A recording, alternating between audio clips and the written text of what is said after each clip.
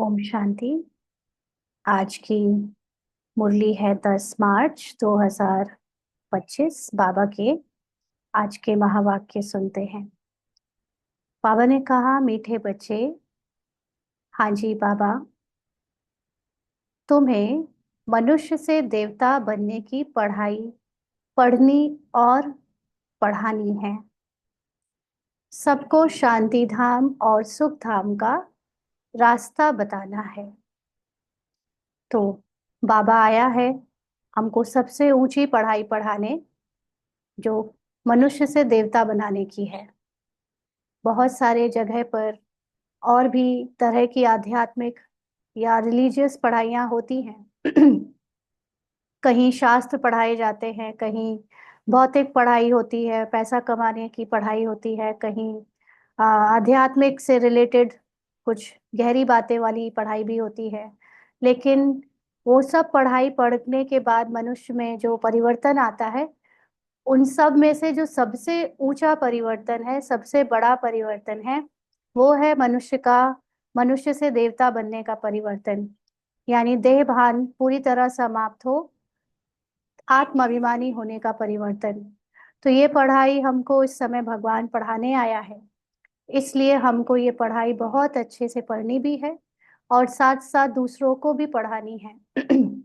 ये पढ़ाई ऐसी पढ़ाई है जहाँ पर बाबा हमको तुरंत ही ये राइट अथॉरिटी दे देता है कि जितना जितना तुमको समझ में आता जाए, तुम औरों को समझाते जाओ। है ना। बाकी आप कहीं भी जाएंगे तो आपको टीचर बनने के लिए अलग से पहले तो पूरी पढ़ाई करनी पड़ेगी और उसके बाद परमिशन लेनी पड़ेगी, फिर आपको टीचर बनने को मिलेगा। बाबा के घर में आप अगर 7 दिन के कोर्स किए हुए बच्चे हो, तो आपको जितना समझ में आया आप औरों को समझाना शुरू कर सकते हो। अपने लिए जो हम खुद चिंतन करते हैं वो दूसरों को समझाकर पढ़ा सकते हैं।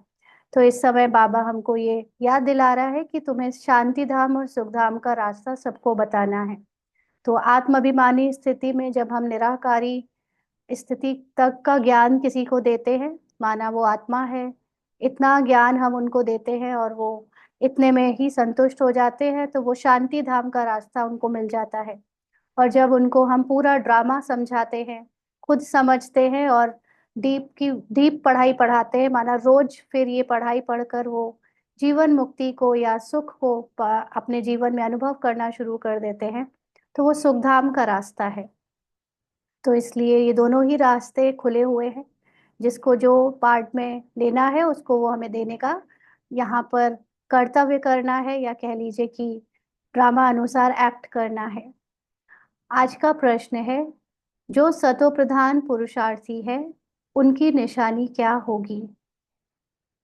जो सतो प्रधान पुरुषार्थी है, तो पुरुषार्थी का मतलब तो जो हमारा मनुष्य वाला समाज है उसमें तो पुरुषार्थी उसको भी कहते हैं जो पेट के निर्वाह के लिए, शरीर के निर्वाह के लिए या अपने परिवार के निर्वाह के लिए कुछ भी धन कमाना या कोई भी काम करना करता है, उसको भी पुरुषार्थी कहते हैं।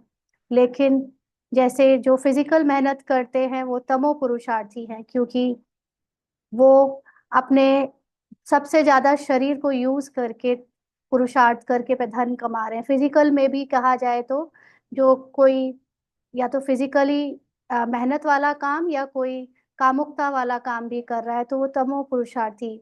ऐसे ही कोई व्यापार कर रहा है तो फिर वो रजो पुरुषार्थी। है ना। तो ऐसे उन चीजों में भी पुरुषार्थी की अवस्था चेंज होती है, और हम सब यहाँ ब्राह्मण बनकर सबसे ऊंचा जो पुरुषार्थ कर रहे हैं, जिससे सब कुछ सारी प्राप्तियां अपने आप हो जाती हैं, उसको कहते हैं सतो प्रधान पुरुषार्थी। तो सतो प्रधान पुरुषार्थी हमेशा अपनी आत्माभिमानी होने के पुरुषार्थ में लगा रहता है, जिससे बाकी की चीजें अपने आप का मतलब ऐसे नहीं कि कोई और कर देता है, लेकिन वो ऐसे प्राप्त होती है जैसे बिल्कुल मेहनत नहीं कर रहे हैं उनके लिए। तो ऐसे पुरुषार्थी जो यहाँ है उनकी निशानी क्या होगी। बाबा ने उत्तर दिया कि वह औरों को भी आप समान बनाएंगे, वह बहुतों का कल्याण करते रहेंगे, ज्ञान धन से झोली भरकर दान करेंगे, 21 जन्मों के लिए वर्षा लेंगे, और दूसरों को भी दिलाएंगे। तो सतो प्रधान पुरुषार्थी का की निशानी है कि पहले तो वो अपनी झोली ज्ञान धन से भरेंगे। जो ज्ञान उनको अपने स्थिति तक पहुंचा रहा है उससे अपनी स्थिति बनाते रहेंगे, अपनी आत्माभिमानी स्थिति बनाते रहेंगे, और फिर वो ज्ञान औरों से भी शेयर करेंगे, औरों को भी आप समान बनाएंगे, उनको भी सत्य का परिचय देंगे और कईयों का कल्याण करते रहेंगे।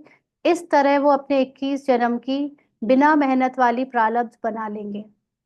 21 जन्मों तक ये अगर हम एक संगम युग देखें तो संगम युग में भी बहुत जो अच्छे पुरुषार्थी हैं वो जो भी धन या शरीर निर्वाह के लिए उनका पाठ कर रहा है उनसे पूछो कि कौन करता है ये, आप कितनी मेहनत करते हैं, तो कहेंगे बिल्कुल मेहनत नहीं करते।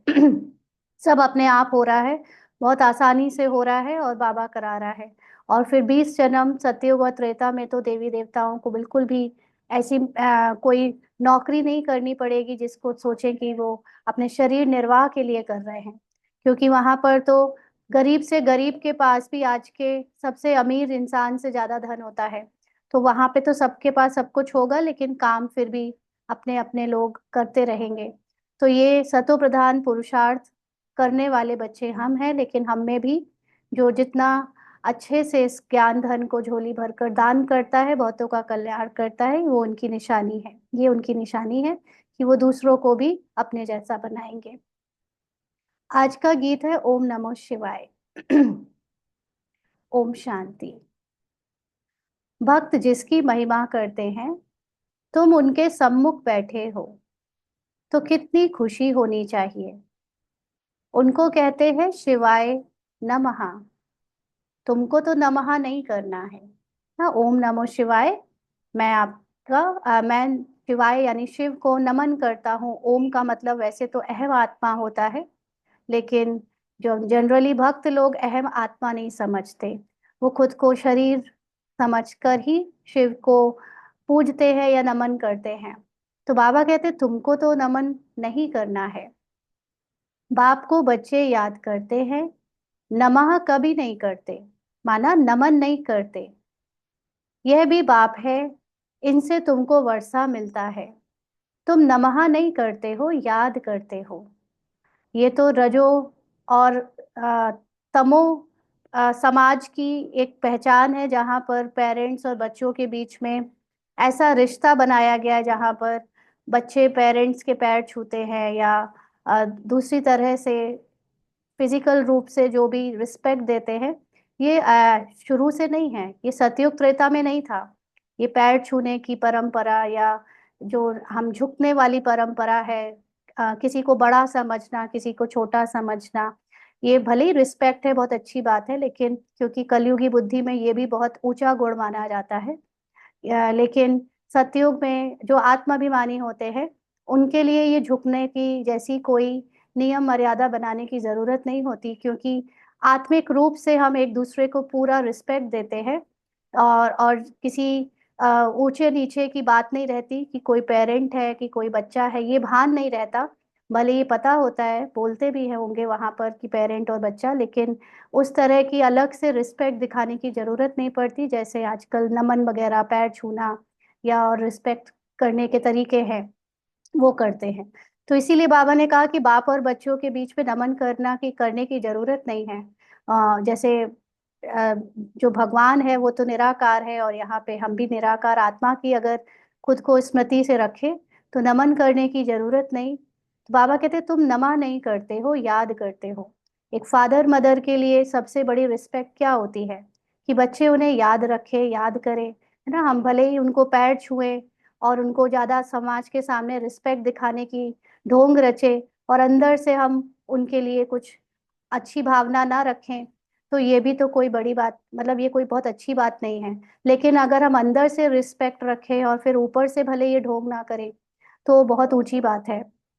इसलिए रियल संबंधों में, अच्छे जो सतो संबंध होते हैं उनमें नमन आदि करने की जरूरत नहीं होती। बाबा कहते हैं यहाँ पे भी तुम्हें नमन करने की जरूरत नहीं, याद करते हो। तो जीव की आत्मा याद करती है।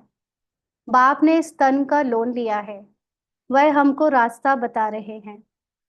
बाप से बेहद का वर्षा कैसे लिया जाता है, तुम भी अच्छी रीति जानते हो। तो भगवान से बेहद का मतलब आत्मा का वर्षा, आत्मा की नॉलेज कैसे ली जाती है, ये अभी हमको अच्छी रीति पता है। सतयुग है सुख धाम, और जहाँ आत्माएं रहती हैं उसको कहा जाता है शांति धाम। तुम्हारी बुद्धि में है कि हम शांति धाम के वासी हैं। इस कलयुग को कहा ही जाता है दुख धाम।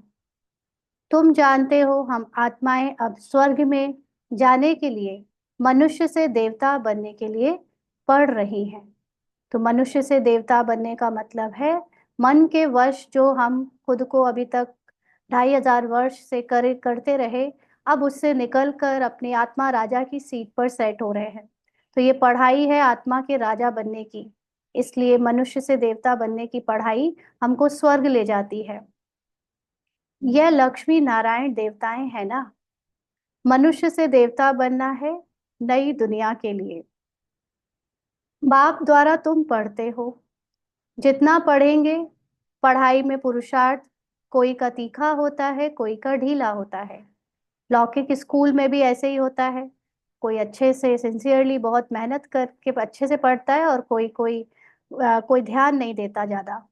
तो बाबा कहते कि पहले तो ये पढ़ाई जो नई दुनिया के लिए, इसका मतलब क्या है कि अभी जैसे बाबा कहते हैं सतयुग में कलयुग की कोई चीज नहीं जा सकती। इसका बहुत डीप मीनिंग है कि जब तक हमारे अंदर कलयुग की थोड़ी सी भी स्मृति रहेगी, थोड़ा सा भी हमारे अंदर कुछ कलयुगी संस्कार रहेगा, हम सतयुग में नहीं जा सकते। तो सतयुग क्योंकि हमारे अंदर आना है, हमारे अंदर से पहले शुरुआत होती है, इसीलिए ये जो हमारे थॉट पैटर्न्स हैं, हमारी जो स्मृति है वो चेंज होती जाएगी। और फिर उसमें कलयुगी स्मृति, पूरी कलयुगी जो भान है, ये कैरेक्टर से जो भान है, बेसिकली स्मृति क्या चेंज होगी, हमारा कैरेक्टर से ममत्व खत्म हो जाएगा। जितना हमारा कैरेक्टर से ममत्व खत्म होता जाएगा, कैरेक्टर तो प्ले होता ही रहेगा, लेकिन कैरेक्टर से ममत्व खत्म होने से हम अपने आत्मा में स्थित होते जाएंगे। जितना ज्यादा सतो प्रधान निराकारी आत्मा को याद करते रहेंगे, उतना हमारे लिए जो है नई दुनिया के दृश्य नजारे और दिखेंगे, और फाइनली हम पूरी तरह कैरेक्टर से न्यारे हो जाएंगे, तो सतयुग आ जाएगा। तो बाबा कहते हैं आगे कि स्कूल की पढ़ाई में जैसे कोई तीखा होता है, कोई ढीला होता है, ऐसे ही यहाँ पर भी है। तो सतो प्रधान पुरुषार्थी जो होते हैं, वह दूसरे को भी आप समान बनाने का नंबरवार पुरुषार्थ कराते हैं, बहुतों का कल्याण करते हैं। जितना धन से झोली भरकर और दान करेंगे, उतना फायदा होगा। कौन सा धन? स्थूल धन की बात नहीं है, लेकिन ये ज्ञान धन की बात है। और ज्ञान धन से झोली भरकर दान करने का मतलब ये नहीं है कि किसी का ज्ञान सुना और तुरंत व्हाट्सएप पे फॉरवर्ड कर दिया सुना के मुरली के पॉइंट्स। नहीं, ज्ञान धन से झोली भरने का मतलब है धारण करना। ज्ञान धन से जितना हम धारणा में आएंगे, जितना हम आत्माभिमानी स्वयं बनाएंगे, तो हमारी आत्माभिमानी स्थिति से वो गुण, वो शक्तियां जो आत्मा की ओरिजिनल मूल स्थिति है उसमें जो होता है, वो अपने आप दान होता जाएगा। ये भी अच्छा है कि हम दूसरों को ज्ञान सुनाते हैं, तो उससे हमारी प्रैक्टिस होती है, हमारे अंदर से ज्ञान पक्का होता है, नया नया चिंतन चलता है और निकलता है। वो अच्छी बात है। बट कई बार कुछ लोग सब ये समझ लेते हैं बाबा ने ना दान करने को कहा है, उतना फायदा होगा तो बस भेजते रहो दूसरों को मुरलियां या उसके पॉइंट्स, और अपना कुछ उसको धारण या चिंतन में नहीं लाया। तो ऐसे वाला दान नहीं करना है।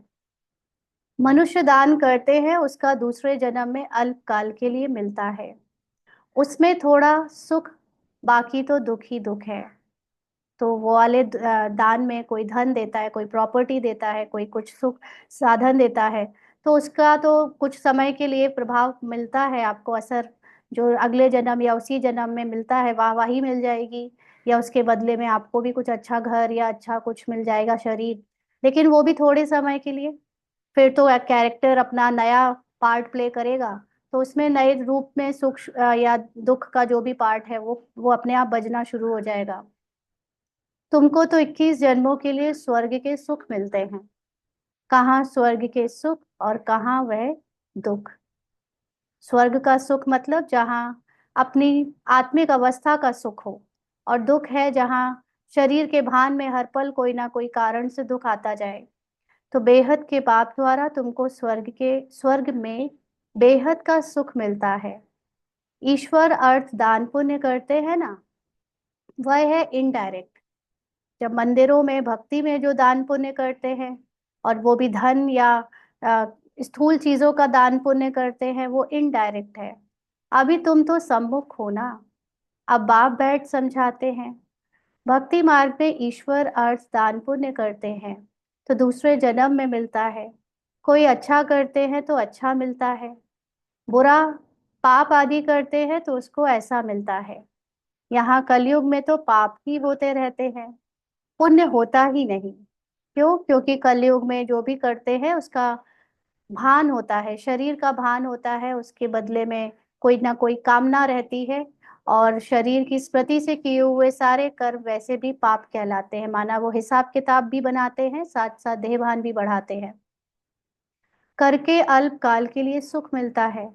अभी तो तुम भविष्य सतयुग में 21 जन्मों के लिए सदा सुखी बनते हो। उसका नाम ही है सुख धाम। प्रदर्शनी में भी तुम लिख सकते हो कि शांति धाम और सुख धाम का यह मार्ग है। शांति धाम और सुख धाम में जाने का सहज मार्ग। अभी तो कलयुग है ना, कलयुग में सतयुग, पतित दुनिया में पावन दुनिया, पतित दुनिया से पावन दुनिया में जाने का सहज रास्ता, बिगड़ कौड़ी खर्चा। तो वैसे तो क्योंकि ज्यादातर बाबा के पास जो बच्चे आते हैं वो हिंदू धर्म, देवी देवताओं के बारे में या देवी देवताओं को जानने और पूजने वाले बच्चे आते हैं, इसीलिए जो बात बाबा समझाने के लिए कहता है वो कलयुग और सतयुग के बीच में ही एक्सप्लेन की जाती है कि सतयुग या स्वर्ग में जाना है तो आओ और यहाँ पर अपने को उस दुनिया में ले चलने के लिए बिगड़ कौड़ी कौड़ी खर्चा जो है पुरुषार्थ करो। क्योंकि जनरली लोग जो भक्ति मार्ग में दान पुण्य करते हैं वो यही सोच के करते हैं कि गौ दान करेंगे तो स्वर्ग में जाएंगे, है ना, रक्त दान करेंगे तो स्वर्ग में जाएंगे, या कोई भी तरह का दान करेंगे तो स्वर्ग में जाएंगे। तो मोस्टली यहाँ पर उसी माइंड सेट से जब आते हैं तो बाबा भी हमको वैसे ही मिलता जुलता लालच देता है कि आप वहां चलेंगे तो वहां के लिए चलने के लिए ज्ञान लो और ज्ञान का दान करो तो बिगड़ कौड़ी खर्चा आप सतयुग पहुंच जाओगे। बट जब हम भक्ति से थोड़ा निकल आए बाहर तो उसको ज्ञानी तू आत्मा बनकर आत्मा की स्थिति से सुने तो पतित दुनिया से पावन दुनिया में जाने का सहज रास्ता का मतलब, हम जो अभी तक अपने को देह भान में समझते आए और देह की इतनी सारी पहचाने रख कर अपने को कमजोर समझते आए, असंपूर्ण समझते आए कि मैं तो फला मतलब गरीब हूँ अमीर हूँ, ऐसी अलग अलग पहचानों से काबिल नहीं समझते थे, पतित कामी समझते थे, वो सब वह पहचाने, वो सारा लो कॉन्फिडेंस या बिल्कुल ही गिरी हुई पहचान से निकाल कर बाबा हमको पावन दुनिया, माना अपनी हाईएस्ट जो हमारी पहचान है आत्मा की, जो सत्य पहचान है, उस तक पहुंचाने के लिए ये ज्ञान का रास्ता सुनाता है, बताता है, जहाँ कोई खर्चा नहीं है, जहाँ कोई धन संपदा बल्कि खर्च नहीं बल्कि और छोड़ देना है, माना भूल जाना है कि मेरे पास ये सब है भी। जब सब कुछ भूल जाएंगे तब हम उस पावन दुनिया के मालिक बनते हैं, माना आत्मा की जो संपूर्णता है उसका अनुभव कर पाते हैं। तो असल में तो ये वही मार्ग है, लेकिन क्योंकि भक्ति मार्ग से आए हुए हैं तो ये सारी चीजों को बाबा एक्सप्लेनेशन के लिए पल पल यूज करता है। बाकी तो ड्रामा अनुसार जब सत्युग आना है तो वो स्क्रिप्ट अपने आप खुल जाएगी, अपने आप प्ले होने लगेगा ना। ये एक्टिंग में इतने दिन जब ब्राह्मण जीवन संगम युग का चल रहा है तो उसमें एक्ट में हमको ऐसे दिखाया जा रहा है कि सतयुग हम ला रहे हैं या सतयुग लाने का ये टाइम है, जैसे अगर हम नहीं करते पुरुषार्थ तो सतयुग आता नहीं, है ना, ऐसा तो नहीं है। सतयुग जैसे ड्रामा के स्क्रिप्ट में हमारे पिछले जन्म में हमारा कोई योगदान नहीं है, जो भी पार्ट पास्ट में ड्रामा का बजा वो अपने आप बजता रहा, अच्छा या बुरा ड्रामा उसको बजवाता रहा, किसी ने कोई उसमें कंट्रीब्यूशन नहीं दिया है, कोई ने कोई ना कहानी लिखी है ना कोई ने कहानी बदली है ना। तो ऐसे ही आने वाले समय में जब सतयुग आएगा तो ड्रामा अनुसार ऑटोमेटिकली वो सीन अपने आप बजने लगेंगे, अपने आप प्ले होने लगेगा स्क्रीन पर। और उसको कोई मेहनत करके अलग से लाना नहीं पड़ेगा। लेकिन वो इस समय ऐसे हमको लग पिछले भक्ति मार्ग के आदत पड़ी हुई है ना, खर्च करते करने की, कुछ बड़ा करने की, भगवान हमें हमसे कुछ कराए ऐसी फील कराने की। तो ये सारी चीजें ब्राह्मण जीवन में यूज होती है। लेकिन अल्टीमेटली जो हाईएस्ट कॉन्शियसनेस तक पहुंचता है, जिसने ड्रामा को और अपने आत्माभिमानी स्थिति को या आत्मा को सही से समझा है, वो तो हंसने लगता है। बाबा कहते हैं क्या आप बता रहे हो, ये सारी चीजें अपने आप हो रही है ना, हम कुछ कर रहे हैं ना कुछ हम कर सकते हैं, है ना। ये ब्राह्मण जीवन में भक्ति की ही चीज फॉरवर्ड होती है, फीलिंग्स कि हमें कुछ करना है। तो इसलिए वो पत्थर बुद्धि से पारस बुद्धि जब तक बन ना जाए तब तक हम यही समझते रहते हैं कि हम कर रहे हैं। असल में बाबा सिर्फ हमको वहां तक ले जाता है जहां हम कुछ नहीं करते। वो सोल कॉन्शियस लेवल पे और ड्रामा का ज्ञान जान लेने के बाद ये बात बड़ी आसानी से समझ आ जाती है कि ड्रामा अपने आप बज रहा है, ड्रामा कैरेक्टर से बजवा रहा है। मुझे तो ये समझ आ गया कि अब मैं कैरेक्टर नहीं हूँ। कैरेक्टर द्वारा जो भी अच्छा या बुरा कराया जा रहा है वो मैं नहीं हूँ। उसको कहते हैं पारस बुद्धि। वहां तक आने के पहले हमको ये सारी चीजें पहले पत्थर बुद्धि के रूप में समझ समझ कर आना पड़ता है कि हम करें, हमसे कुछ कराया जा रहा है। तो बाबा कहते हैं तो मनुष्य समझे क्योंकि पत्थर बुद्धि है ना। बाप बिल्कुल सहज करके समझाते हैं। इसका नाम ही है सहज राजयोग, सहज ज्ञान। सहज पाना इजी, सबसे easiest way to become soul conscious. राजा आत्मा की सीट आत्मा राजा की सीट पर बहुत इजीली बैठ सकती है बाबा की नॉलेज से, ज्ञान से। बाप तुम बच्चों को कितना सेंसिबल बनाते हैं। ये लक्ष्मी नारायण सेंसिबल है ना। भले श्री कृष्ण के लिए क्या क्या लिख दिया है, वह है झूठे कलंक। श्री कृष्ण कहता है मैया मैं नहीं माखन खायो, अब इसका भी अर्थ नहीं समझते। मैं नहीं माखन खायो तो बाकी खाया किसने। बच्चे को दूध पिलाया जाता है, बच्चे माखन खाएंगे या दूध पिएंगे। यह जो दिखाया है, मटकी फोड़ी आदि आदि, ऐसी कोई बातें है नहीं, है ना। वैसे देखा जाए तो पता नहीं पुराने समय में क्या होता था, बट देखा जाए तो छोटे बच्चे तो माखन और घी ज्यादा पसंद नहीं करते। छोटे बच्चों को दूध ज्यादा पसंद होता है, लेकिन वो उसमें दिखाया है कि माखन खिला रहे हैं। तो इसीलिए बाबा कहते हैं उनको दूध पिलाएंगे या माखन खिलाएंगे। और ये सब जो दिखाया है मटकी फोड़ी आदि आदि, ऐसी कोई बातें है नहीं। स्वर्ग में यानी सतयुग में जहाँ पर सब इतने ऊंचे, और वो भी कृष्ण तो फर्स्ट प्रिंस है, वो ये सब चीजें क्यों करेगा। यहाँ पे सबके आचरण एकदम श्रेष्ठाचारी हैं। तो बाबा कहते हैं वो तो स्वर्ग का फर्स्ट प्रिंस है। महिमा तो एक शिव बाबा की ही है।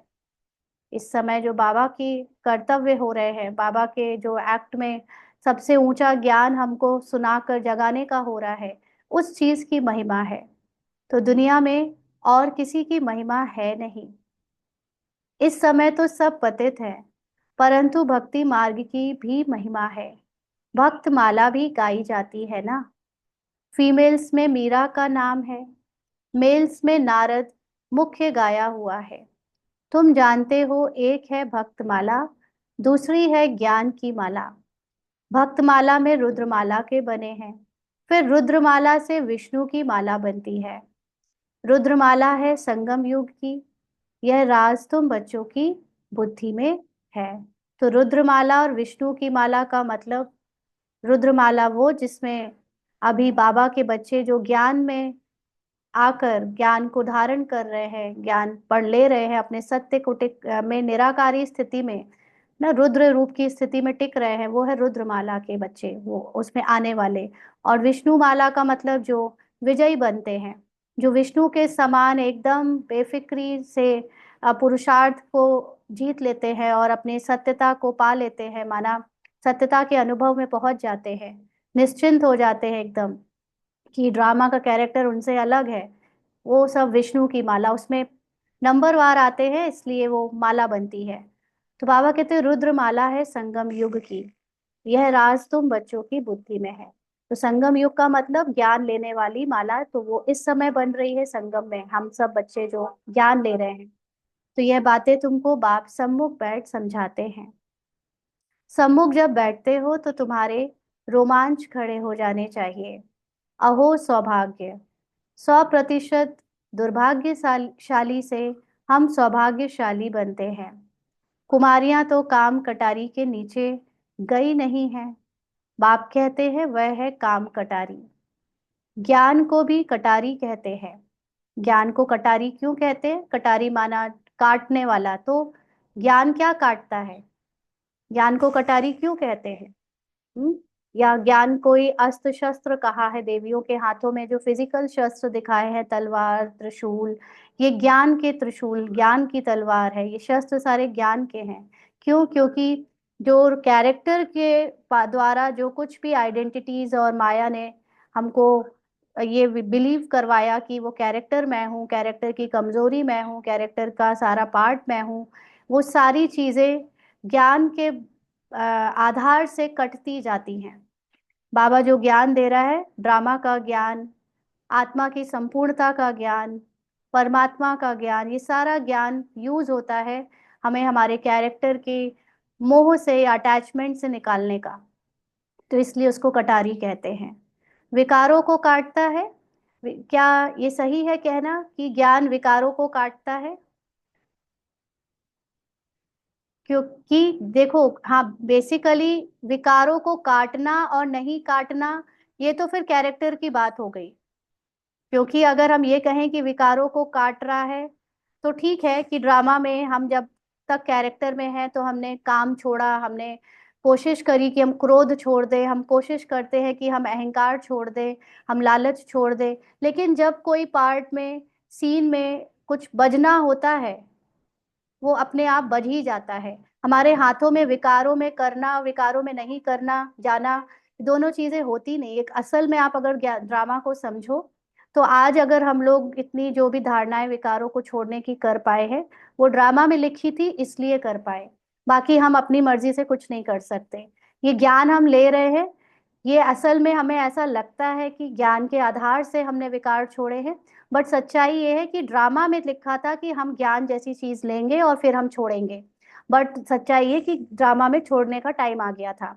और जो लोग वापस लौट गए विकारों में, उनको ड्रामा ने ही उनको वापस विकारों में डाला। ये सीन में आना था तो वो वापस चले गए विकारों में। या हमारे भी साथ में होता है ना, चलो काम छोड़ दे, लेकिन अहंकार या लालच, ये तो ब्राह्मणों में भी आता जाता रहता है। तो क्या हमारे हाथों में होता है ये पूरी तरह छोड़ पाना या नहीं छोड़ पाना? क्या ब्रह्मा बाबा के हाथों में था श्री कृष्ण बनना? ये तो ड्रामा ने उनको श्री कृष्ण का पार्ट दिया, तो वो उनको बनवाया, फिर ऐसा पुरुषार्थ करवाया। ऐसे ही हर एक का है। जो कुछ पुरुषार्थ ड्रामा में दिख रहा है करते हुए, ये एक्चुअली उसको ड्रामा करा रहा है। कुछ हम उसको काट नहीं रहे इससे, लेकिन काटने का मतलब ये है कि हम कैरेक्टर से अपने आप को एकदम न्यारा कर ले।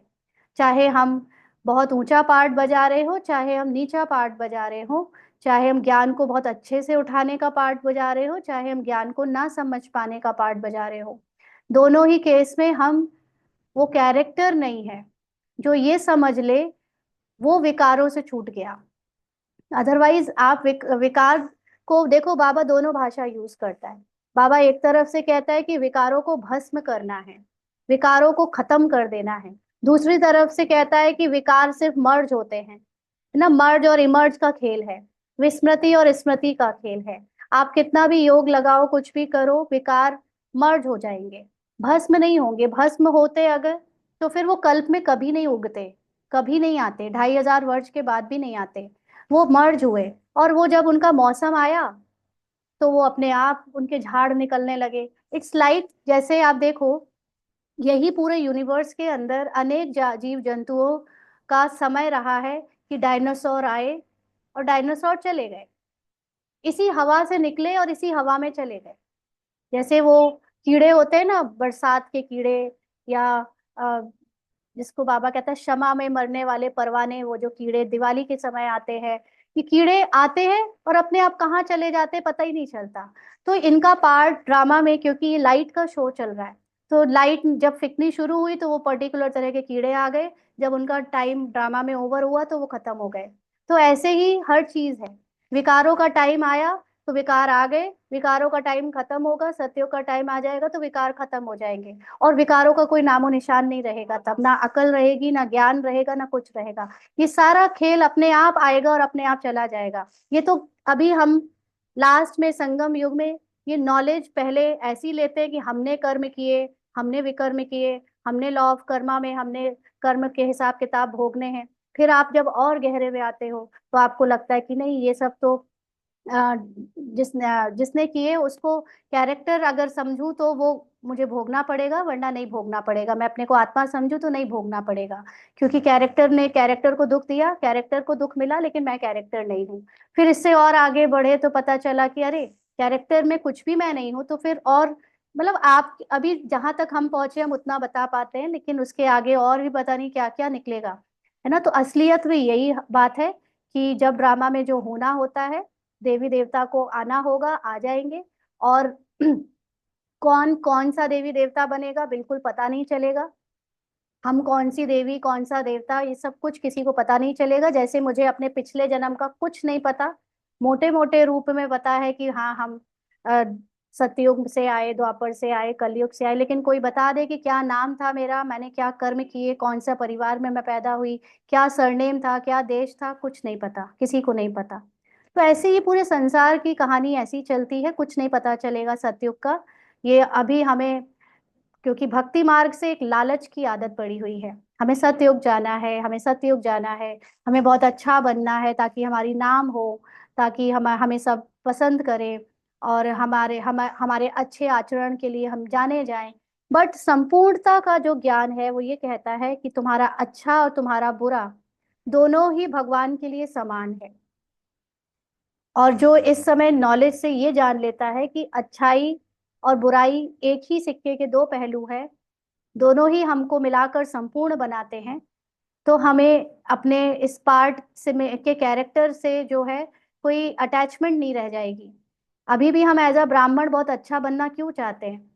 क्योंकि हमारे अच्छे बनने से हमें खुशी ये होगी कि हम ये समझेंगे कि सत्युग में हम ऊंचा पद पाएंगे, इसलिए हम ब्राह्मण में, आचरण में, हर चीज में अच्छा बनना चाहते हैं। बट वो तो बना बनाया है ड्रामा में, सत्युग का पार्ट जिसका होगा वो बनाए अपने आप प्ले करेगा, और जिसका क्या होगा वो एक्टिंग, सब आत्मा पहले से फिक्स्ड है, एक्टिंग करनी है वो भी, उनको भी कोई रियलिटी में सब कुछ नहीं है, सारा खेल है, ये है ना, नाटक है ये। तो इसलिए बहुत बातें हैं जो अगर आप ज्ञान में जानना चाहो तो आप एक एक चीज के ऊपर बहुत चिंतन करके उसमें जा सकते हो। तो खैर, आगे बाबा कहने कहा कि बाप ने कहा है ज्ञान के अस्त्र शस्त्र, तो हम मेन बात ये थी कि ज्ञान के शस्त्र और अस्त्र का मतलब हमें ये पता चलता है कि हम ज्ञान से अपने कैरेक्टर को काटते जाएं। ये मैं नहीं हूँ, कैरेक्टर का कुछ भी मैं नहीं हूँ। तो उन्होंने फिर वो देवियों को स्थूल अस्त्र शस्त्र दे दिए, और क्योंकि देवियों को जो स्थूल अस्त्र शस्त्र देकर दिखाया कि असुर और दैत्य बाहर है, देवी अंदर है, तो दोनों को फिजिकल ह्यूमन फॉर्म दे दिया, तो समझा कि मैं स्त्री रूप में देवी, और जो पुरुष रूप में है वो हो गए दैत्य और असुर।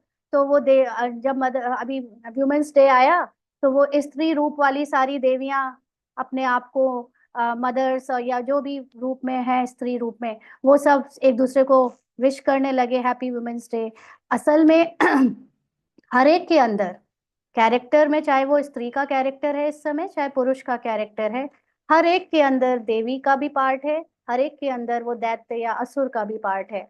संस्कारों में दोनों है सबके अंदर, और वो अपने अंदर की लड़ाई है। वो कोई दूसरे पुरुष से लड़ाई नहीं है, वो कोई दूसरी स्त्री से लड़ाई नहीं है, वो अपने अंदर की ही स्त्री और पुरुष के जो भान है उससे लड़ाई है ना। तो ये ज्ञान के अस्त्र शस्त्र से हमको पता चलता है, तो हम उसको अपने ही अंदर की उन दैत्यों को और राक्षसों को काट पाते हैं, या ये भूला पाते हैं कि वो उन्हें काटने की भी जरूरत है, क्योंकि वो अपने आप मर्ज हो जाएंगे, समय आएगा अपने आप मर्ज हो जाएंगे। संगम युग में ये लड़ाई कर रहे हैं, इसलिए उसका फॉर्म बाहर दिखाया है देवी और दैत्य के रूप में लड़ाई करते हुए।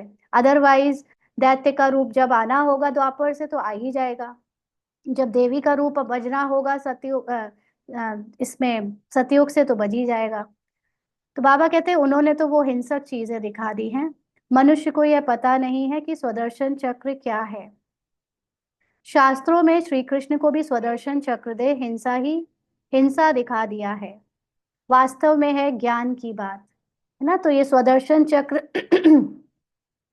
हिंसा की बात भक्ति में दिखाई, फिर क्योंकि भक्ति से ही उठ के हम लोग ब्रह्मा कुमार कुमारी बने, तो हमको भी वो चीज अभी तक लगी कि मुझे अपने या दूसरों के उसको विकारों को कट करना है, स्वदर्शन से मारना है, खत्म करना है। लेकिन असलियत में जब आप ब्रह्मा कुमारी के और ब्रह्म इसके भान से भी बाहर निकलो, अपनी निराकारी रूप में स्थित हो, तो आपको समझ आएगा कि ज्ञान से मुझे स्व का दर्शन करना है।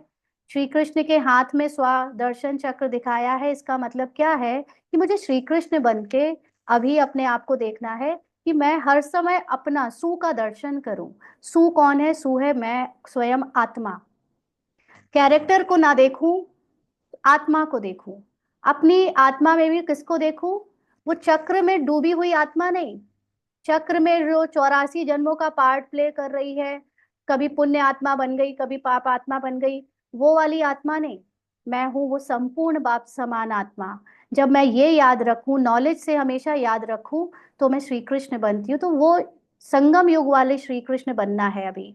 तो उसको उन्होंने वहां पर दिखा दिया लड़ाई करते हुए श्री कृष्ण द्वापर युग में। लेकिन असल में ये हमारी बात है और वो ज्ञान की बात है। तो तुम अभी स्वदर्शन चक्रधारी बने हो, उन्होंने फिर हिंसा की बात दिखा दी है। तुम बच्चों को अब स्व अर्थात चक्र का ज्ञान मिलता है।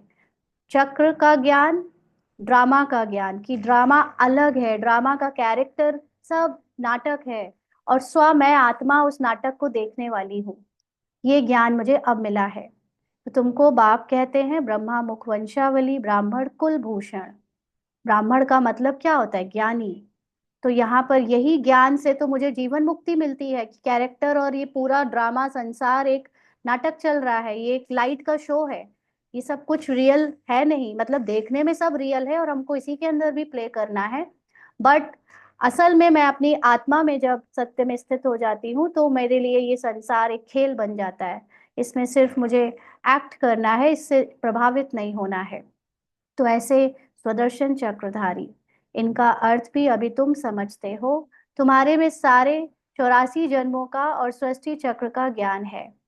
पहले सतयुग में एक सूर्यवंशी धर्म है, फिर चंद्रवंशी, दोनों को मिलाकर स्वर्ग कहा जाता है।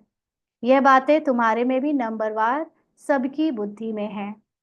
जैसे तुमको बाबा ने पढ़ाया है, तुम पढ़कर होशियार हुए हो। तो सूर्यवंशी और चंद्रवंशी का भी बाबा ने जो डिस्क्रिप्शन बताया है कि सतयुग में सूर्यवंशी, त्रेता में चंद्रवंशी, वो किस आधार से, जो इस समय अपने को कैरेक्टर समझने वाला पुरुषार्थ करेंगे, माना मैं पुण्य आत्मा, पाप आत्मा, विकारों को काटने वाली आत्मा, वो चंद्रवंशी में जाएंगे।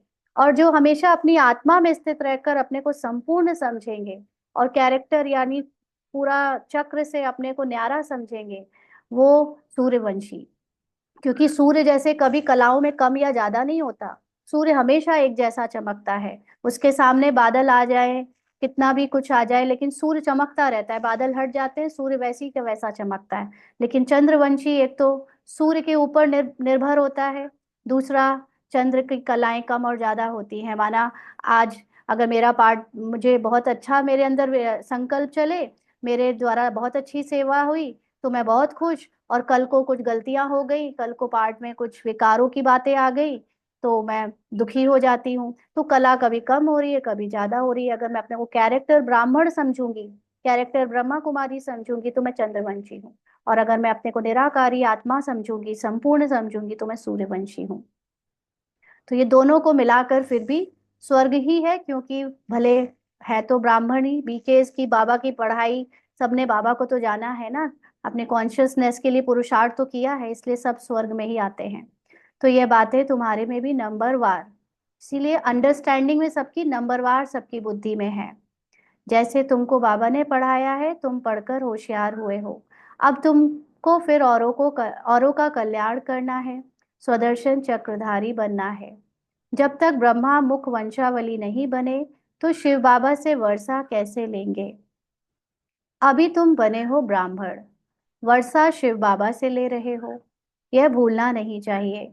पॉइंट नोट करनी चाहिए। यह सीढ़ी है 84 जन्मों की, सीढ़ी उतरने में तो सहज होती है। ना। वैसे भी कोई भी सीढ़ी हो तो फिजिकल सीढ़ियां भी उतरना आसान होता है। चढ़ते हैं तो कमर को हाथ देकर कैसे चढ़ते हैं, परंतु लिफ्ट भी नहीं। अभी बाबा आते ही है तुमको लिफ्ट देने।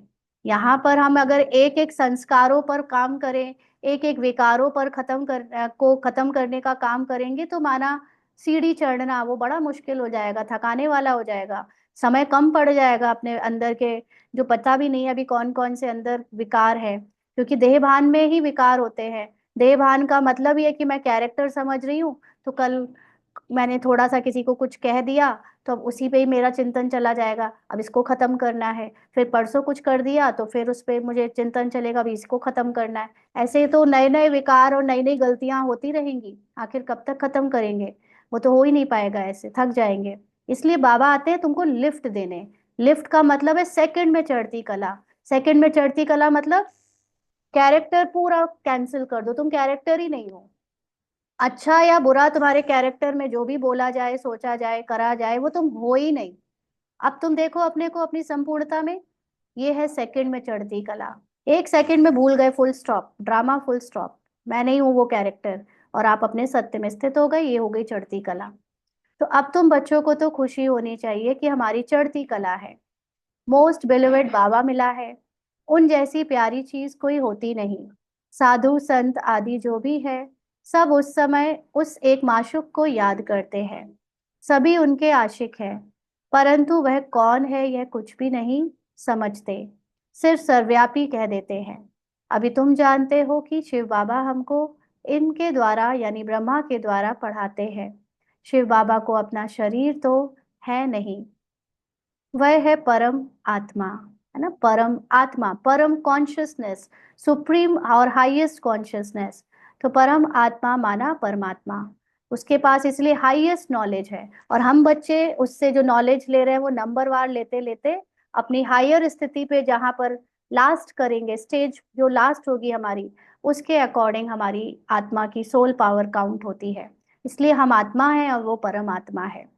क्योंकि उसके जैसा ज्ञान तो, पूरा कंप्लीट ज्ञान तो कोई नहीं ले पाएगा, क्योंकि फिर वो लेने वाली बात आती ही नहीं। तो बाबा कहते हैं जिसका नाम है शिव, बाकी सब आत्माओं के शरीर पर नाम अलग अलग पड़ते हैं, एक ही परम आत्मा है जिसका नाम शिव है। फिर मनुष्यों ने अनेक नाम रख दिए हैं, भिन्न भिन्न मंदिर बनाए हैं। अभी तुम अर्थ समझते हो। बॉम्बे में बाबूरी नाथ का मंदिर है। इस समय तुमको कांटों से फूल बनाते हैं। बाबूरी नाथ का, बाबूरी का वो पेड़ होता है ना, वो कुछ कांटों वाला, इसलिए उसके नाम किस पर पड़ा है? क्योंकि भगवान ने इस समय वो कर्तव्य किया है कि हम कांटे माना अपने को कैरेक्टर समझने वाले, बुरे पाप आत्मा समझने वाले जो कभी तक थे, कैरेक्टर थे, उससे बाबा निकाल कर मुझे अपनी संपूर्णता में, आत्मा में टिकाता है, तो मैं फूल बनती हूँ। तो ये कर्तव्य बाबा का, इसीलिए बाबूरी नाथ के रूप में उनके मंदिर बने। तो विश्व के मालिक बनते हो। तो पहली बात मुख्य यह है कि हम आत्माओं का बाप एक है। उनसे ही भारतवासियों को वर्षा मिलता है। भारत के यह लक्ष्मी नारायण मालिक है ना, चीन के तो नहीं है ना। चीन के मालिक तो नहीं है। बाबा कहते चीन के होते तो शक्ल ही और होती। हाँ, लक्ष्मी नारायण को किसी चीनी कैरेक्टर को जरा लक्ष्मी नारायण की ड्रेस पहना के फोटो खींचो तो कैसा लगेगा? बाबा कहते यह है ही भारत के। पहले पहले गोरे फिर सावरे बनते हैं।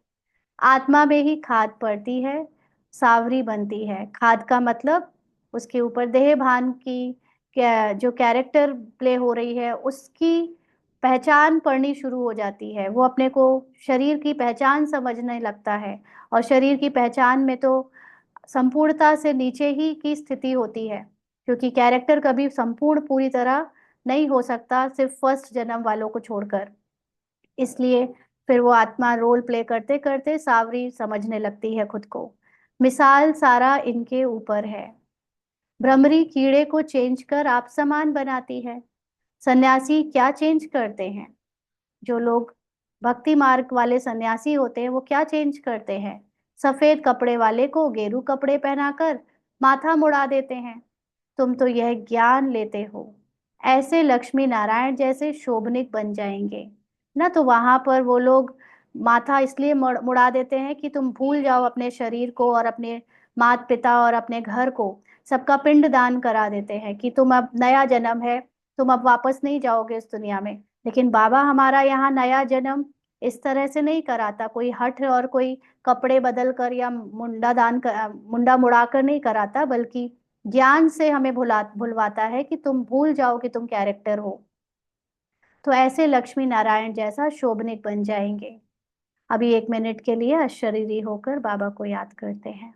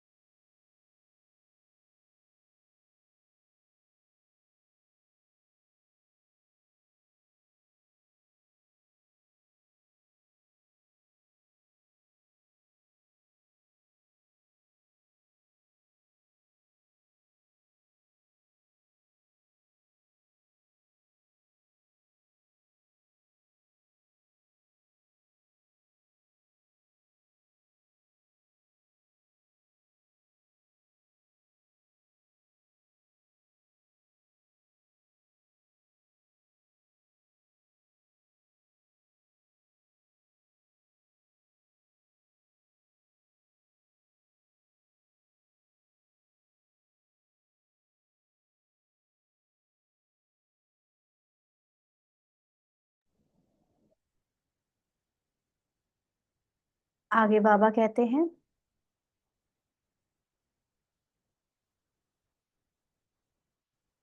अभी तो प्रकृति भी तमो प्रधान है, तो यह धरती भी तमो प्रधान है, नुकसान कारक है ना, क्योंकि अभी ड्रामा अनुसार कलयुग का सीन बज रहा है स्क्रीन पर। तो कलयुग का मतलब ही होता है कि प्रकृति धरती सब तमो प्रधान होगी, सब अपवित्र होंगे, पॉल्यूशन होगा, टूट फूट रहा होगा, शोषण हो रहा होगा प्राकृतिक चीजों का। तो ये सब सीन पे बज रहा है।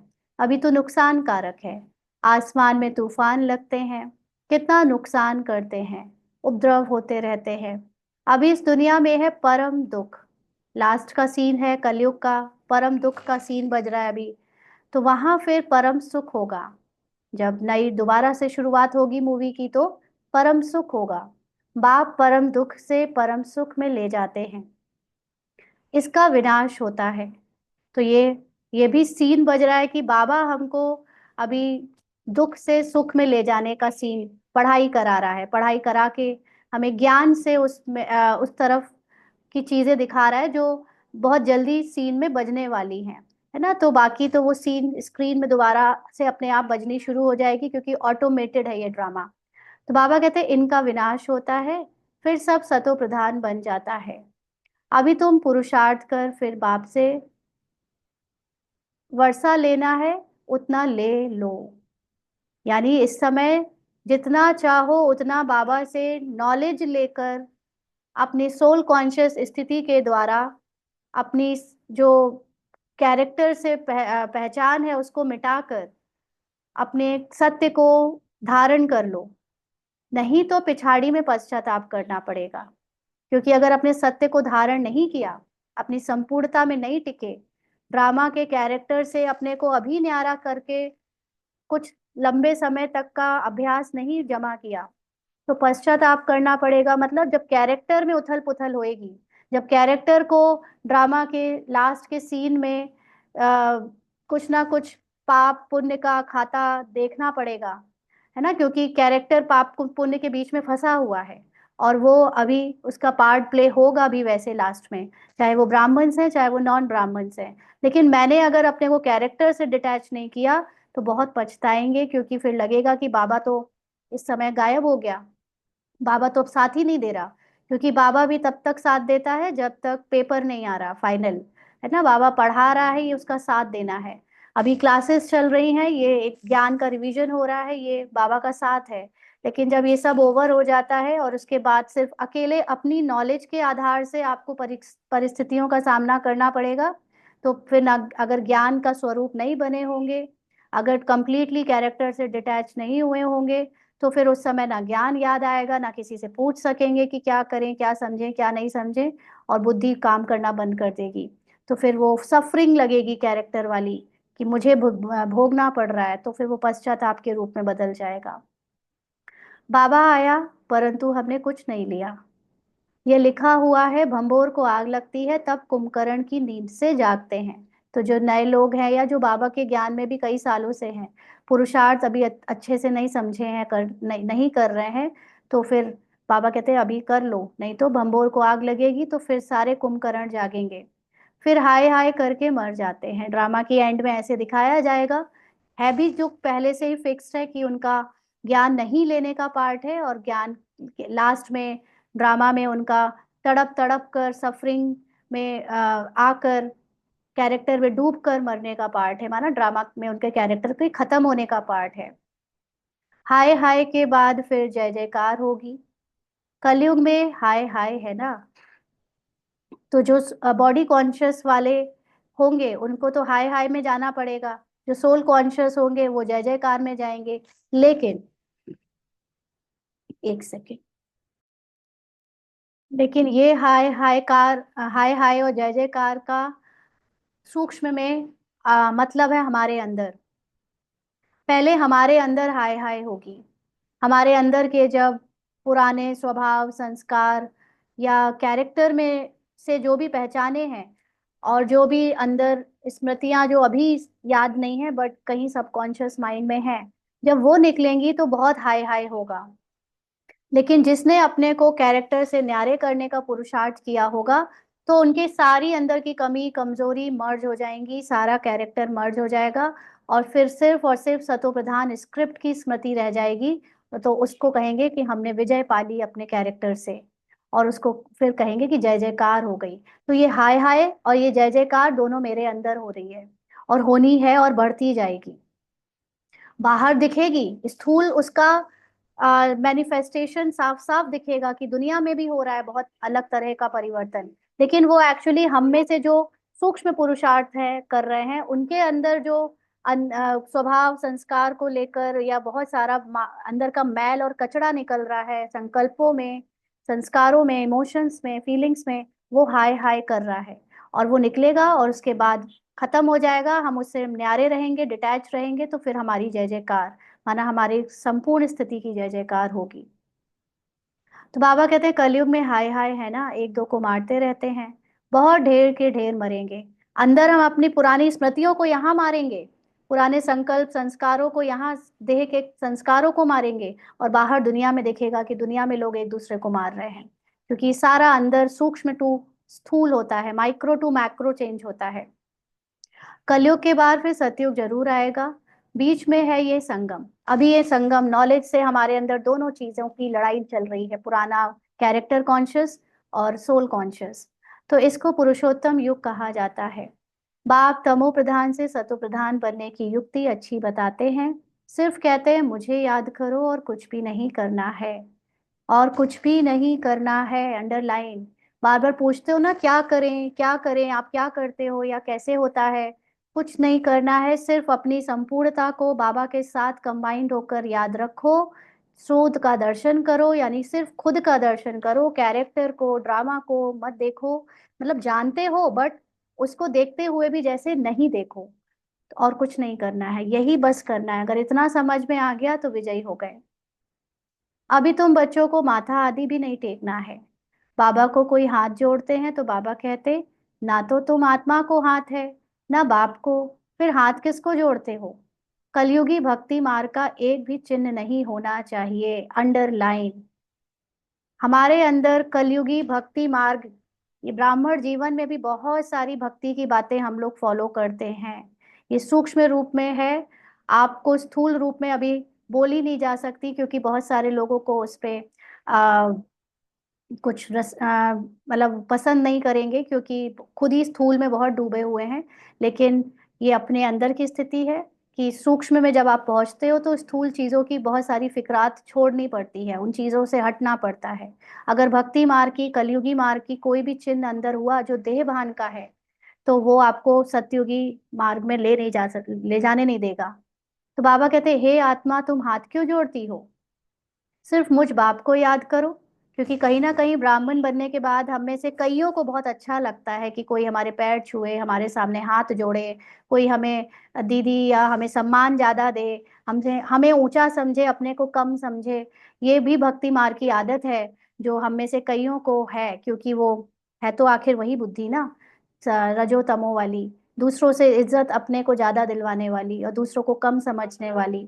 तो इसलिए वो अगर रहेगी तो हम हमारे लिए सतयुग पूरी तरह नहीं आ सकता। हमें अपने अंदर सबके लिए समभाव रखना पड़ेगा, कोई ऊपर नहीं कोई नीचे नहीं, सब बराबर, सिर्फ सब आत्मा। तब जाके सतयुग का कुछ हमें टच करेगा। तो बाबा कहते हैं, याद का मतलब कोई हाथ जोड़ना नहीं है। मनुष्य तो सूर्य को भी हाथ जोड़ेंगे, कोई महात्मा को भी हाथ जोड़ेंगे, तुमको हाथ जोड़ना नहीं है। यह तो मेरा लोन लिया हुआ तन है, परंतु कोई हाथ जोड़ते हैं तो रिटर्न में जोड़ना पड़ता है। तो कैरेक्टर समझ के जोड़ो। ऐसे नहीं कि मैं आत्मा उनसे छोटी हूँ या उनको ज्यादा रिस्पेक्ट दे रही हूँ, कैरेक्टर के में डूब कर उनके लिए ऐसा करो ना। अपने को कैरेक्टर से अलग समझो, फिर चाहे हाथ जोड़ो चाहे पैर छुओ। इसका मतलब ये भी नहीं कि कई लोग आज से अपने माँ बाप के या बड़ों के पैर छूना कैरेक्टर में बंद कर देंगे। कलयुग और कलयुग या सत्युग रजों की जो स्वभाव संस्कार से हमारा कैरेक्टर चल रहा है वो तो करना ही पड़ेगा। अंदर से याद रखे कि मैं आत्मा ये नहीं हूँ जो ये पैर छू रही हूँ या हाथ जोड़ रही हूँ। जहां जरूरी है वहां करे, सबके सामने क्या करना है।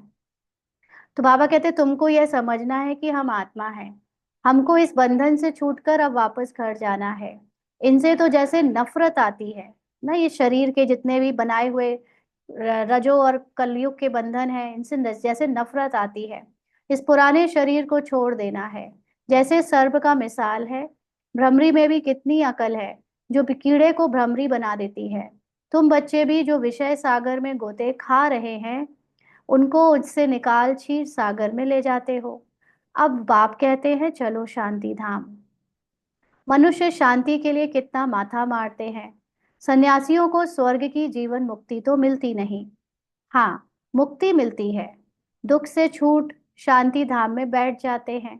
तो जितने भी सन्यासी लोग हैं इस समय, जितने भी शास्त्रों के ज्ञानी हैं, जिन्होंने योग भी किया है, मेडिटेशन भी किया है, लेकिन कहीं ना कहीं उनको शिव बाबा ने नॉलेज नहीं दी है, उनको अपनी नॉलेज या शास्त्रों की या गुरुओं की नॉलेज मिली है, वो सब शांति धाम में जाएंगे।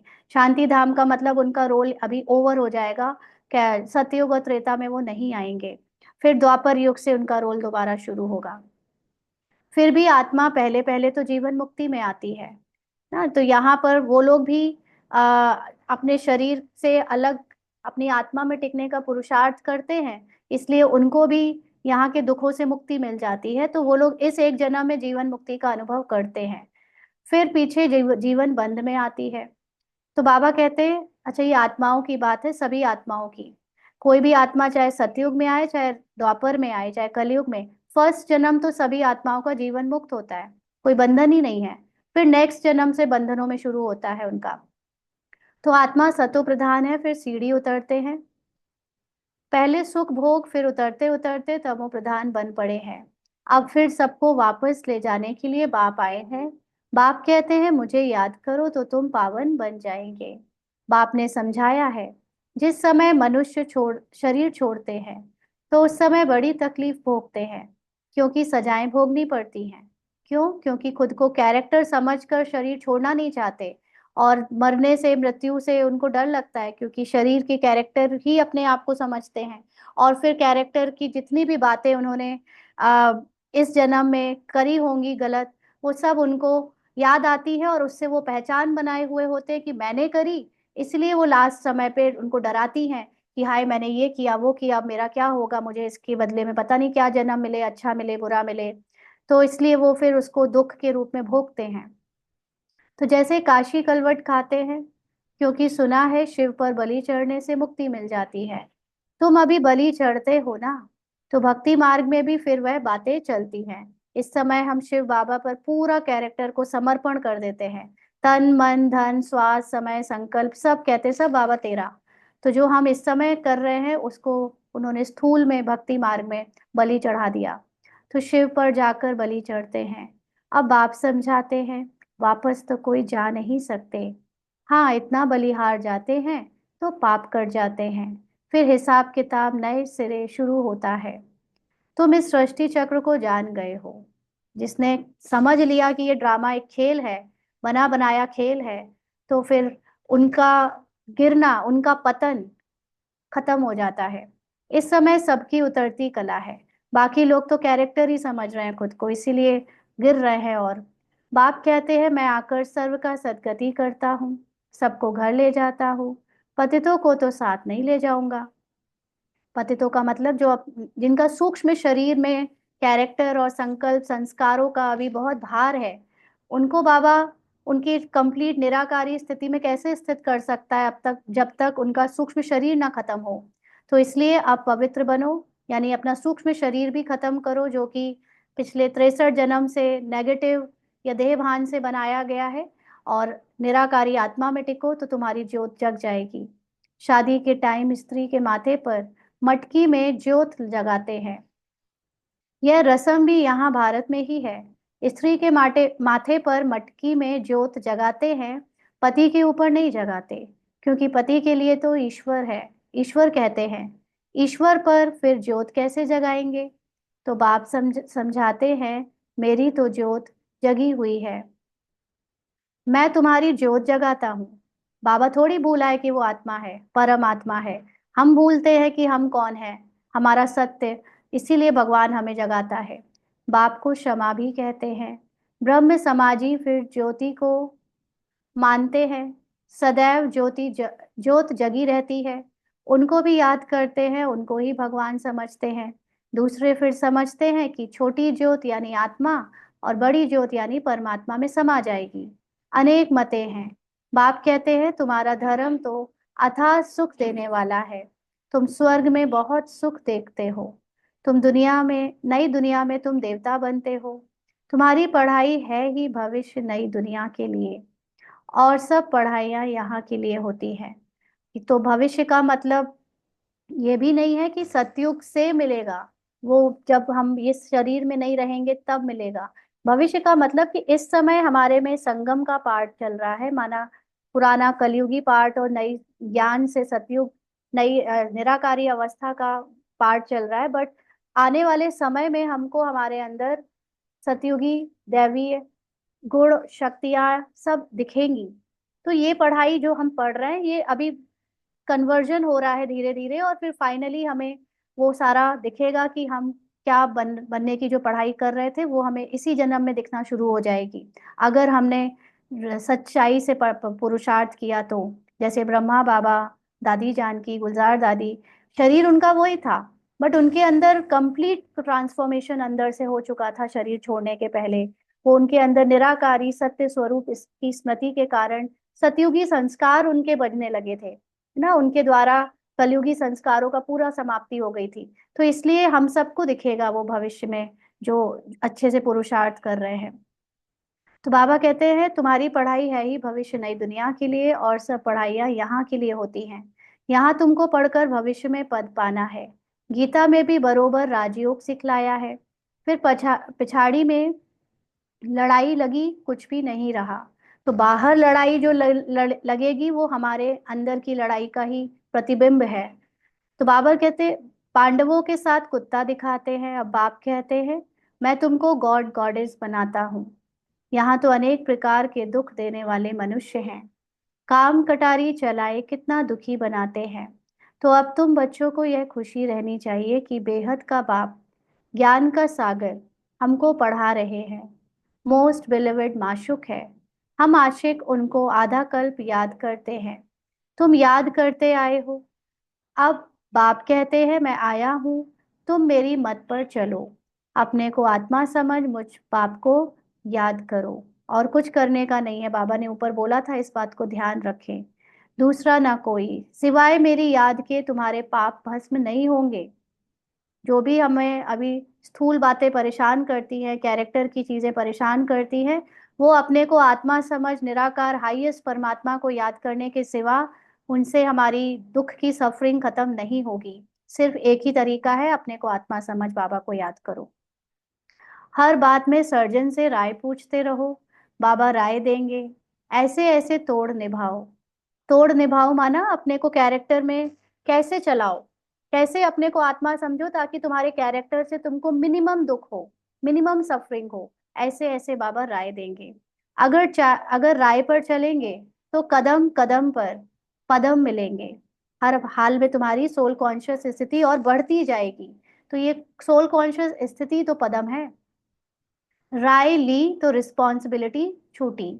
अगर बाबा से राय लेंगे तो हमारी हमको लगता है कि जो रिस्पॉन्सिबिलिटी हमें उठानी है वो उससे फ्री हो जाएंगे, निवृत्त हो जाएंगे। अच्छा, मीठे मीठे सिकी लदे बच्चों प्रति माता पिता बाप दादा का याद प्यार और गुड मॉर्निंग। रूहानी बाप की रूहानी बच्चों को नमस्ते। हम रूहानी बच्चों की रूहानी बाप दादा को याद प्यार, गुड मॉर्निंग और नमस्ते बाबा। शुक्रिया, थैंक यू बाबा। धारणा के लिए मुख्य सार। पहला पॉइंट, बेहद के बाप से बेहद सुख का वर्षा लेने के लिए डायरेक्ट ईश्वर अर्थ दान पुण्य करना है। ज्ञान धन से झोली भरकर सबको देना है। इस पुरुषोत्तम युग में स्वयं को सर्व बंधनों से मुक्त कर जीवन मुक्त बनना है। भ्रमरी की तरह भू भू कर आप समान बनाने की सेवा करनी है। आज का वरदान है। अच्छा, ये भ्रमरी की तरह जो भू भू करना है ना, ये दूसरों के सामने भू भू करने से ज्यादा जरूरी है अपने अंदर भू भू करें, है ना। क्योंकि ज्ञान हम दूसरों को तो बहुत सुनाते हैं, अंदर की खिड़की बंद रखते हैं। तो मेन बात है कि अपने अंदर ज्ञान की भू भू चलती रहे। अपने अंदर हर समय ज्ञान क्या कहता है, ज्ञान में क्या होता है, ज्ञान में बाबा ने ड्रामा का क्या बताया, आत्मा का सत्य क्या बताया, ये अपने अंदर की भू भू करें।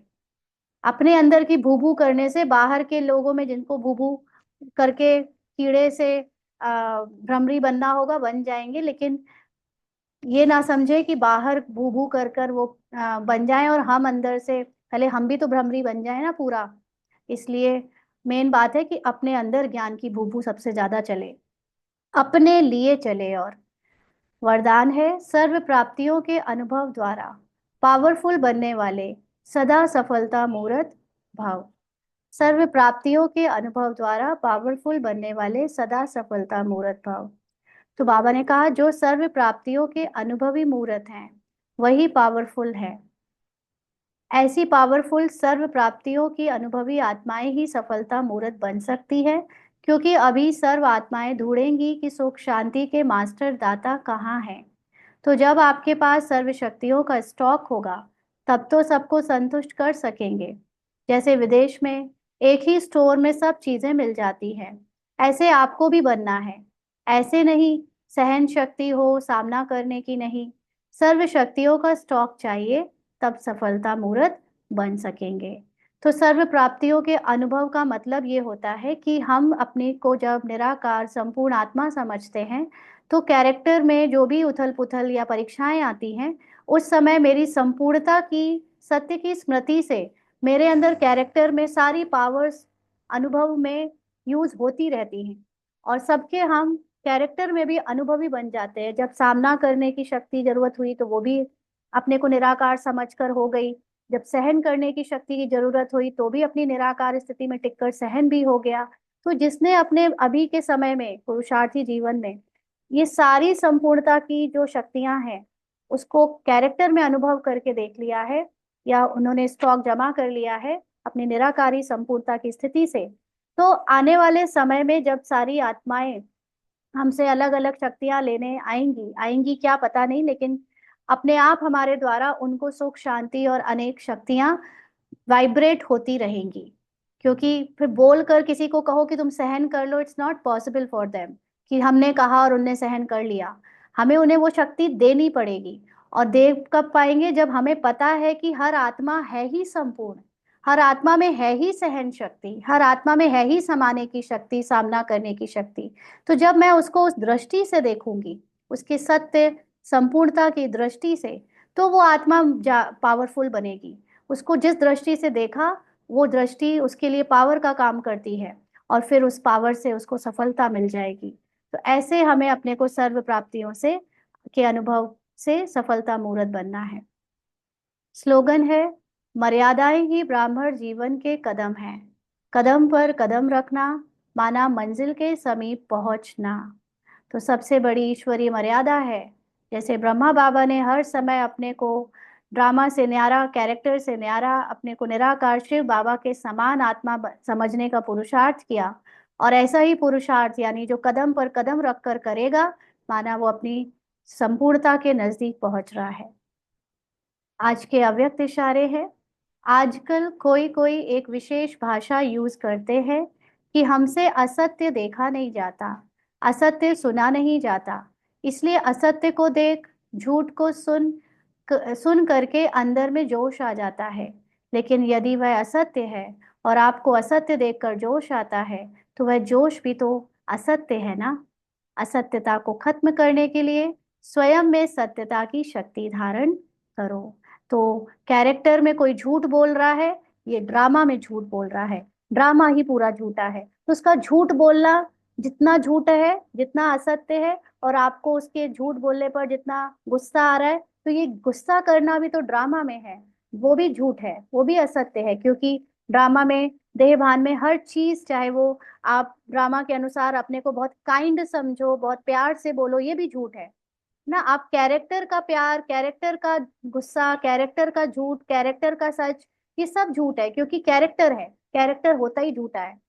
तो अगर आप दूसरों के रोल में झूठ बोलना, बेईमानी करने को देखकर गुस्सा होते हो, और ये कहते हो कि मुझे किसी की बेईमानी नहीं देखी जाती, मुझसे किसी का असत्यता नहीं देखी जाती, तो आपका ये गुस्सा भी तो असत्यता है ना। तो उसकी सत्यता को देखो और आप अपने भी सत्यता में रहो। तो इसको कहते हैं सत्यता को सभ्यता से प्रूव करो। अच्छा, ओम शांति।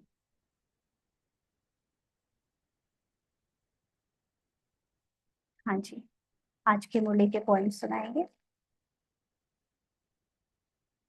अनम्यूट कर सकते हैं। ओम अच्छा शांति। सिस्टर। अच्छा, आज बाबा ने हमें कहा तमो प्रधान से सतो प्रधान बनाने की बाबा युक्ति बताते हैं। बाबा कहते हैं बच्चे तुम अपने को आत्मा समझ बाबा के साथ कंबाइंड होके हर कर्म करो। दैट इज बाबा की याद में रहकर बाबा की याद में रहना है। इससे हम तमो प्रधान से सतो प्रधान बनते हैं। ओम शांति। सुजीता सिस्टर, ऐसा नहीं कि उन्होंने पुरुषार्थ किया नहीं, उन्होंने पुरुषार्थ किया, बट ये पुरुषार्थ करना भी ड्रामा की नूंद थी। ये भी एक एक चीज उनके द्वारा जो पुरुषार्थ में कराई गई, किसी का 2 बजे जागना, किसी का 4 बजे जागना, किसी का मुरली 12 बार पढ़ना, या कुछ भी जो पुरुषार्थ में जिसने भी जो किया, वो भी ड्रामा के अकॉर्डिंग फिक्स्ड किया। ऐसा नहीं कि कोई की अपनी मर्जी चलाकर कुछ कर सकता है ड्रामा में। एक्टिंग थी, सबने एक्ट किया एज पर ड्रामा, ये है ना। ये नहीं कि पुरुषार्थ ही नहीं किया, पुरुषार्थ तो सबने एक्ट में किया ही, हम भी कर रहे हैं, उन्होंने भी किया, सबने किया। लेकिन कोई कहे कि उन्होंने जो पुरुषार्थ किया वो वैसा सब कर पाएंगे, मैं करूं, ये ड्रामा डिसाइड करेगा कि कौन कितना क्या करेगा, है ना। तो इसलिए हम सिर्फ अपने पर ध्यान दें कि हमें बाबा ने कहा है कि तुम सिर्फ अपने को याद करो, एक यही, सॉरी, अपने हाईएस्ट कॉन्शियसनेस में टिक कर बाबा को याद करो, यही करना है और कुछ नहीं करना। बस ये सबसे इम्पोर्टेंट बात है। बाकी तो ड्रामा आपसे फिजिकल धारणा या सूक्ष्म धारणा में जो भी वो सबका वो अलग अलग है, उसमें हमें नहीं पढ़ना बहुत ज्यादा। सूक्ष्म में हमें अपना ध्यान रखना है कि मुझे आत्मा में स्थित होना है। ठीक है। हाँ जी। हाँ, लिफ्ट भी आज बाबा ने, वो लिफ्ट है सोल कॉन्शियस में रहने की, करें 1 सेकंड में आप जिसमें कैरेक्टर से न्यारे हो जाते हो, ये सबसे बड़ी लिफ्ट है। अपनी संपूर्णता को याद कर स्वा का दर्शन करना है बार बार। और कोई सुनाएगा? ओम शांति दीदी। हाँ जी। बाबा ने कहा है कि भक्ति मार्ग में जो चला है वो सब अभी हमको भूलना है, जैसे कि पैर छूना और ये सब। तो बाबा बोलता है ये सब छोड़ना है, यहीं पे छोड़ के जाना है। हम्म। सिर्फ बाबा को आत्मा स्वरूप में ही याद करना है और हमको भी आत्मा स्वरूप में ही टिकना है। हम्म। बस यही है ज्ञान मार्ग का। हम्म। इसमें मैं आपको एक चीज यहाँ हेल्प करने के लिए ये बताऊंगी कि कई बार हम जी। जब ऐसा समझते हैं तो फिर हमें हमारे लिए एक्चुअली रोल में जो पैर छूने वाली प्रथा जो सब लोग कर रहे होंगे अभी भी, खास तौर से ह्यूमन रोल में, कि अपने सास ससुर की या जिनकी जरूरी है, तो कई बार हम लोग बहुत रूड हो जाते, ऐसा उनको लगता है कि हम रूड हो गए ज्ञान में आने के बाद, तो हम उनका छूना बंद कर देते हैं पैर वगैरह, क्योंकि बाबा ने बोला है। तो यहाँ पर दो चीजें हैं कि अगर आप कर छू रहे हो तो याद रखना कि कैरेक्टर छू रहा है, आत्मा किसी के पैर नहीं छू रही। और अगर नहीं कर रहे हो और उसके कारण आपका मन नहीं, जैसे मैं अपनी बात रोल की बात करूँ तो इस रोल में इसको ज्यादातर ये किसी के पैर नहीं छूती है, और कभी दिखावे के लिए छूना पड़ भी जाए तो याद रहता है कि कैरेक्टर ने छुआ, मुझे आत्मा ने नहीं छुआ। मतलब मुझे आत्मा कोई पैर छूने जैसी कोई बात ही नहीं, वो भी एक आत्मा है। तो अगर आप करो तो भी याद रखो कि कैरेक्टर कर रहा है, और आप नहीं कर रहे हो तो भी याद रखो कि कैरेक्टर नहीं कर रहा है। दोनों में ही आप कैरेक्टर से अपनी डिस्टेंस बना के रखना। बाकी ये कोई जरूरी नहीं है कि छूना ही बंद कर दो और फिर उसको लेकर आपका माइंड अपने आप को ब्लेम करे, गिल्ट में ले आए, या पति से या दूसरों से लड़ाई हो जाए कि तुम क्यों नहीं छूते पैर हमारे उनके, तो वो उसमें भी नहीं जाना है। दिखावे के लिए कुछ करना पड़ भी जाए तो कर ले, लेकिन मेन बात है कि हमें कैरेक्टर चाहे करे चाहे ना करे उससे दूर रहना है। मैं न्यारी आत्मा कैरेक्टर के पांव छूने और नहीं छूने से प्रभावित नहीं हूँ, ये ध्यान रखना। जी जी जी। हाँ, लक्ष्मी बहन। ओम शांति दीदी। आज बाबा ने बोला है कि अपने को पाप आत्मा या पुण्य आत्मा समझना, इस चक्र में आना ही चंद्रवंशी है, और अपने को हमेशा संपूर्ण आत्मा समझना ही सूर्यवंशी में आना है। ओम शांति दीदी। भू भू सिर्फ अपने मन के साथ करनी है। राइट, जब आप अपने अंदर मन में भू भू करोगे, ज्ञान का चिंतन मनन बढ़ाते जाओगे, तो बाहर अपने आप फिर वो कुछ ज्ञान युक्त ही बातें निकलेंगी, ज्ञान युक्त ही सब कुछ होगा। तो उससे ऑटोमेटिकली दूसरों को ज्ञान में खींच होगी ना। और कोई सुनाएगा?